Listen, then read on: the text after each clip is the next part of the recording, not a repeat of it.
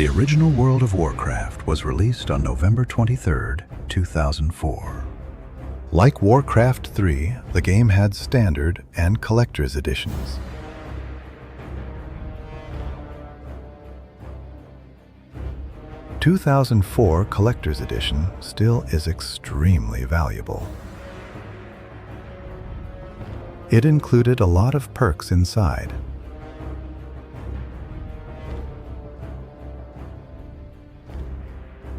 The in-game perk is one of 3 unique pets. Currently, each of them is extremely rare.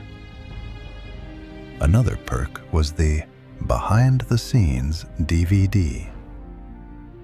It was an exclusive DVD featuring game trailers and developer commentary.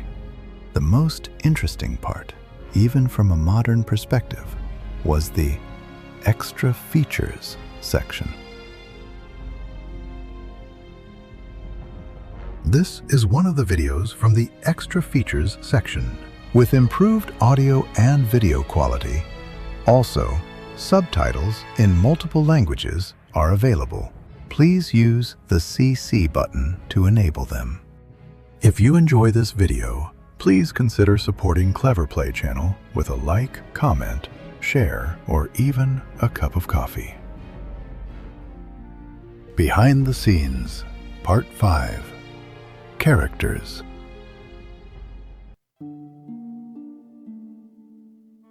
Warcraft 2 and Warcraft 3 were very important influences on our game, the World of Warcraft. So once again, the silhouettes, colors, and proportions, we wanted to really mimic a lot of the things that had been done previously, yet pull these out more for a down in the world third person or first person point of view rather than the sort of God mode view of playing overhead in an RTS.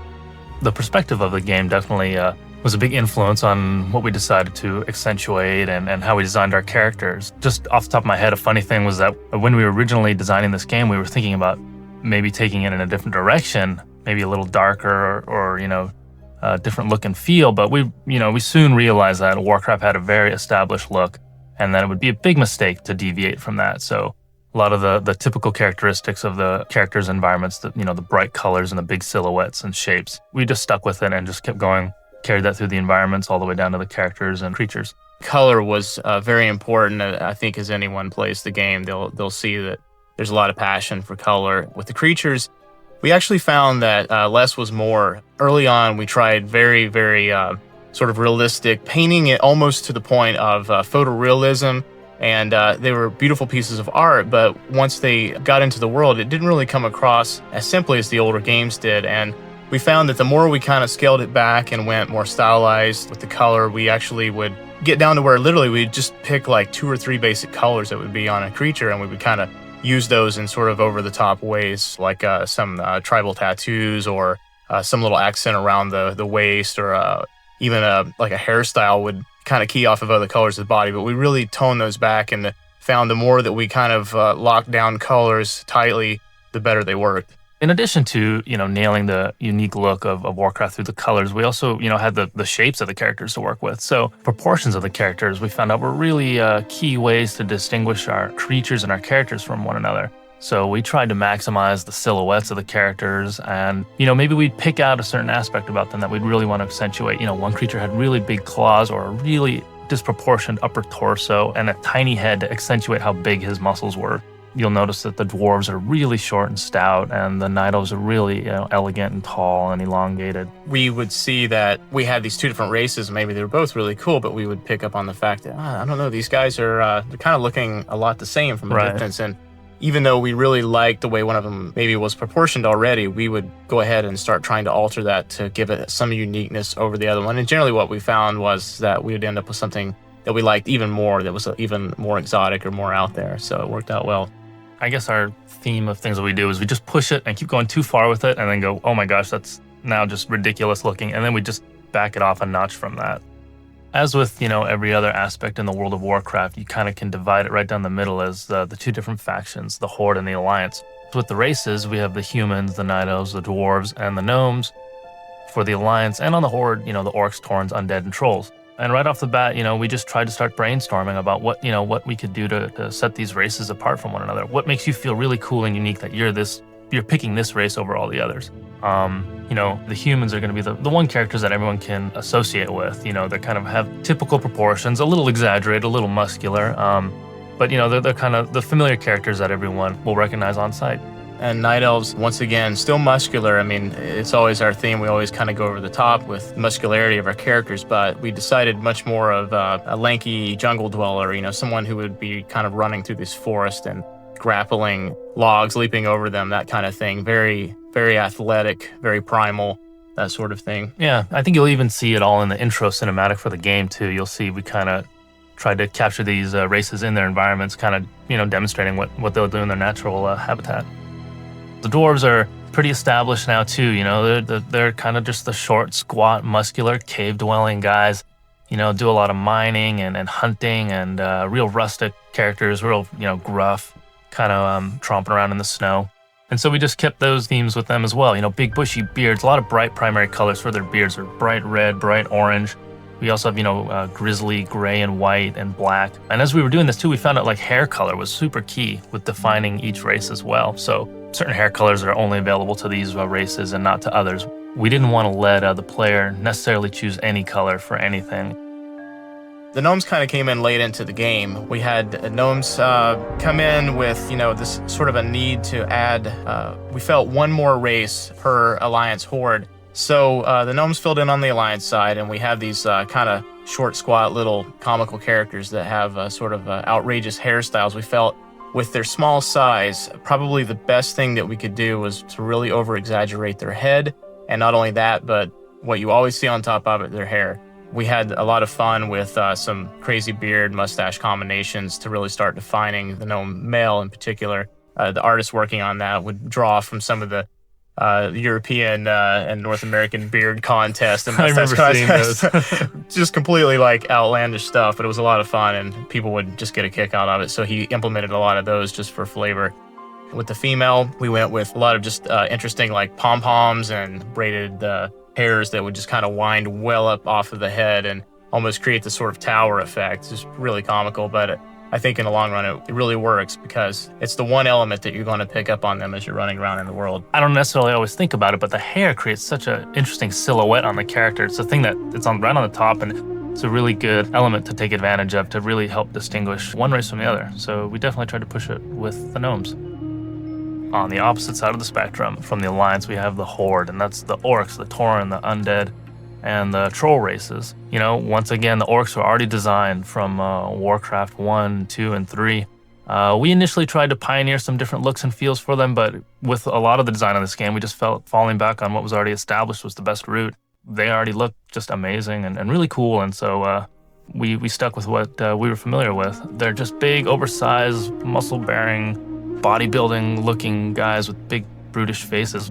In addition to the orcs, there's the Tauren, and they're just the giant minotaur race, even bigger than the orcs with the big bull heads. They got the great horns and the big manes and the really super top-heavy physiques that help distinguish them out from the other characters. It's really cool to see these characters all lined up because from a distance, you can always pick out who's the gnome, who's the dwarf, who's the Tauren.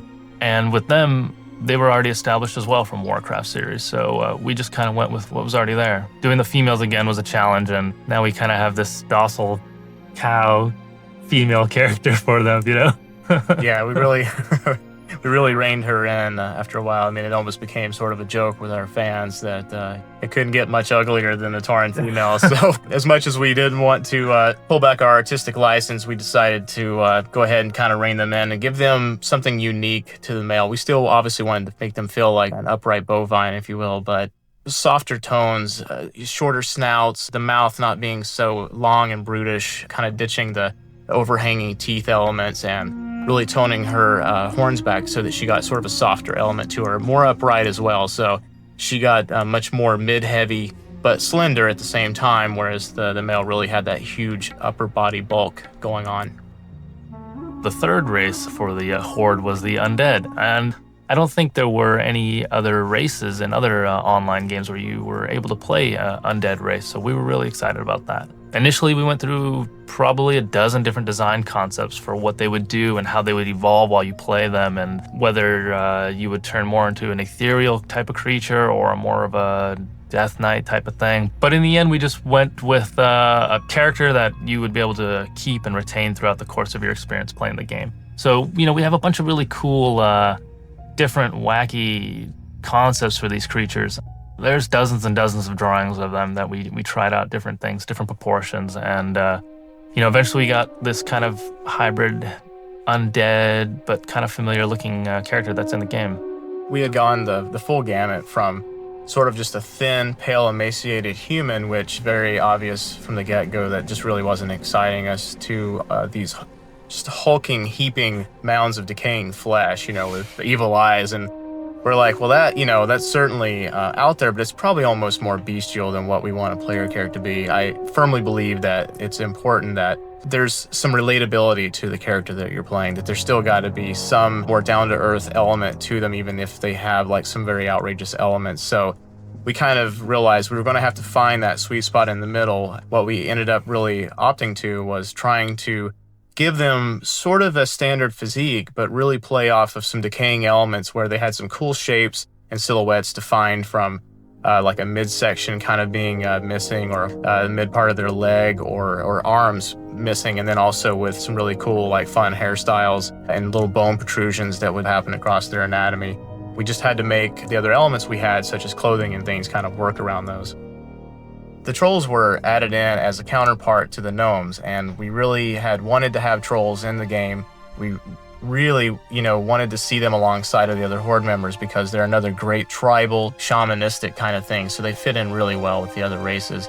We had the same challenges that we had with some of the other races, especially in regards to the females. We've continually kind of gone round and round trying some different elements with the females, always trying to keep them tall and lanky, but we've gone, you know, round and round with different iterations of her face and her posture, trying to find something that still feels very much troll, but is still appealing to a broad range of players. And one thing that we had learned from some of the other races was that it was actually important that we do certain things with the geometry so that it allowed us to have both attractive and non-attractive facial textures. And that was a quick way for us to be able to choose from the artist side just how much we would allow them to have, whether a player wanted to have something that was a little more scary and frightening and felt, you know, truly monstrous, or if they wanted to be a more attractive character that maybe would be a little more socially acceptable in the game. If you enjoy this video, please consider supporting Clever Play channel by liking, commenting, sharing, or even buying us a cup of coffee.